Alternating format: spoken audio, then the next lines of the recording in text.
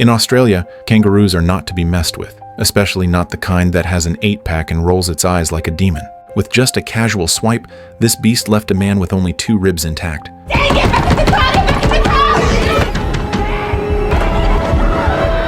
Fucking car! Dang, get back in the car!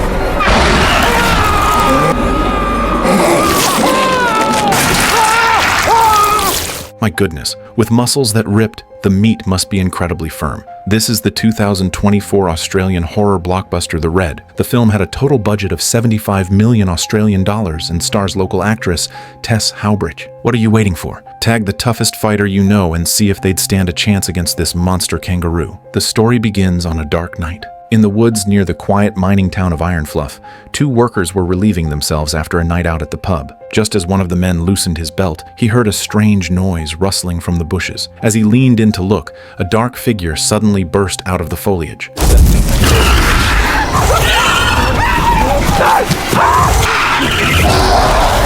With 2.5 screams, the 2 men were mysteriously and savagely killed on the spot. Responding to the emergency call, Officer Maddie, a strikingly sharp policewoman, arrived at the scene immediately. Looking at the mangled remains, Foreman Dave suspected a bear might have wandered into the woods. Only a bear could cause this level of destruction, but Maddie was sure there were no bears anywhere nearby.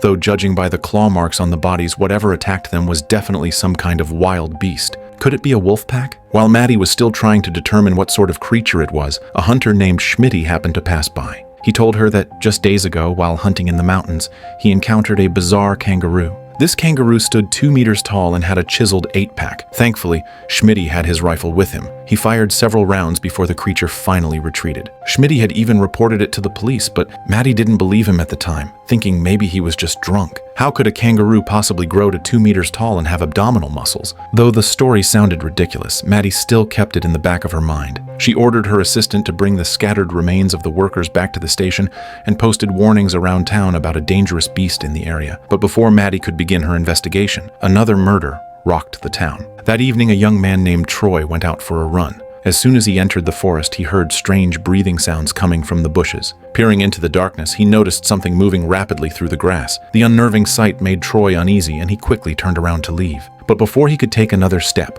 a 2-meter-tall kangaroo appeared right in front of him.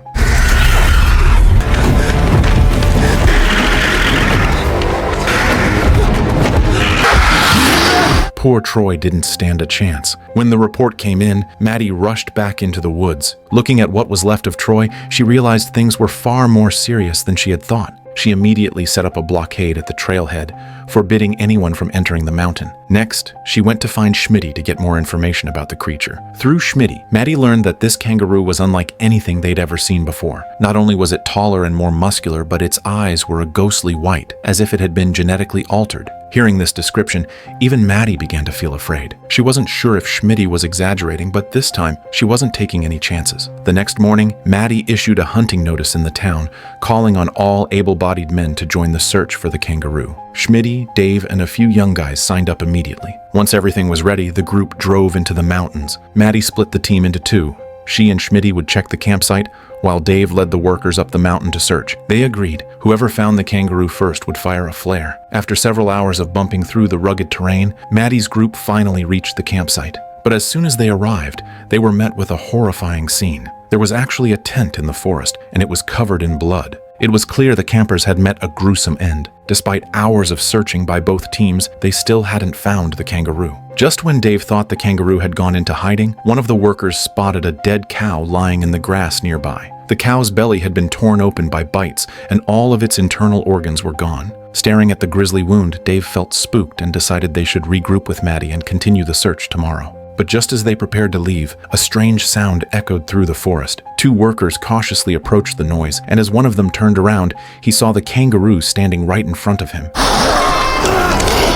Hearing the workers scream, everyone turned around, only to see the kangaroo gnawing on the injured man. In a panic, they opened fire. The bullets clearly hit the kangaroo, but it looked completely unfazed. Instead, it suddenly leapt forward and kicked another worker straight into the air. Seeing this nightmare unfold, Dave lost every ounce of bravery he had. He abandoned the others and ran for his life, terrified the kangaroo would come after him next. Back Back at the truck, Dave jumped in and floored the gas pedal, racing down the mountain. When he looked in the mirror and saw that the kangaroo hadn't followed, he let out a long sigh of relief. Just when Dave thought he was safe, the kangaroo suddenly leapt out from the roadside and shattered the pickup truck's windshield with a brutal kick. Hearing the gunshots, Maddie and the others rushed over immediately, but by the time they arrived, all they found was the overturned pickup. Dave showed no signs of life. Seeing Dave's mangled body, Maddie finally realized how terrifying this kangaroo really was. She told Schmitty and Donna to get in the car. There was no way they could take this thing on. But just as they got inside the vehicle, the kangaroo appeared again.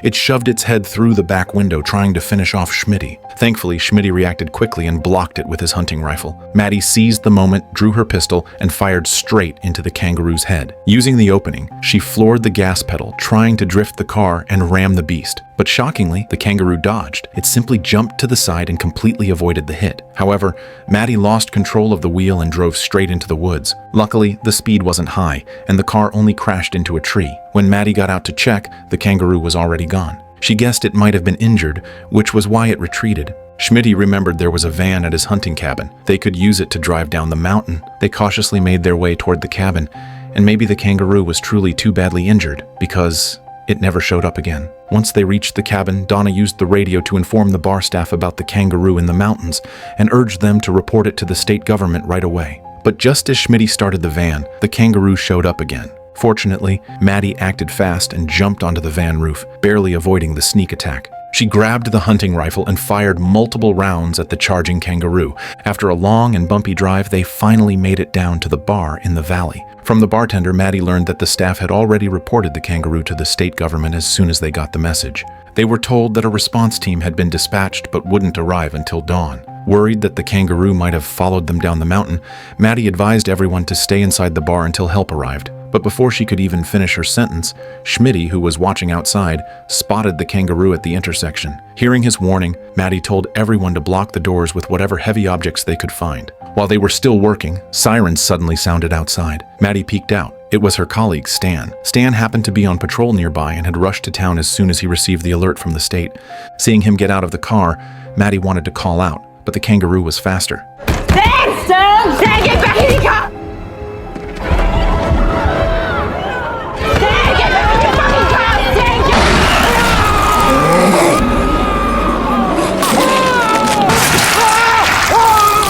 Stan was torn apart before he could react. Everyone inside the bar was stunned. This wasn't just a kangaroo, it was a merciless killing machine. Before anyone could collect themselves, the kangaroo launched a full attack on the bar. Luckily, Maddie and the others had barricaded the doors in time. The creature couldn't get in. Still, Maddie instructed the customers to retreat to the basement for safety. Just as the last person descended the stairs, the front door began to shake violently. Seeing this, Maddie and Schmitty rushed over to reinforce it, but before they could do anything, the door was knocked clean open. I'm gonna blow them.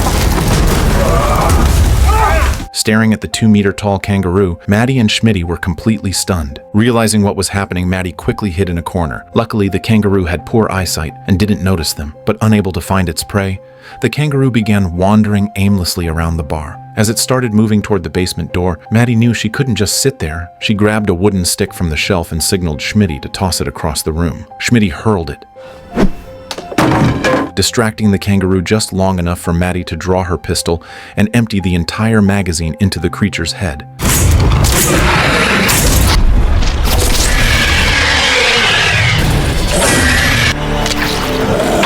But even after taking several bullets to the skull, the kangaroo didn't go down. Just as it was about to strike Maddie, Donna, hiding on the other side, rang the bell on the counter to draw its attention. Schmitty, hiding behind the bar, grabbed an axe off the wall and tossed it to Maddie.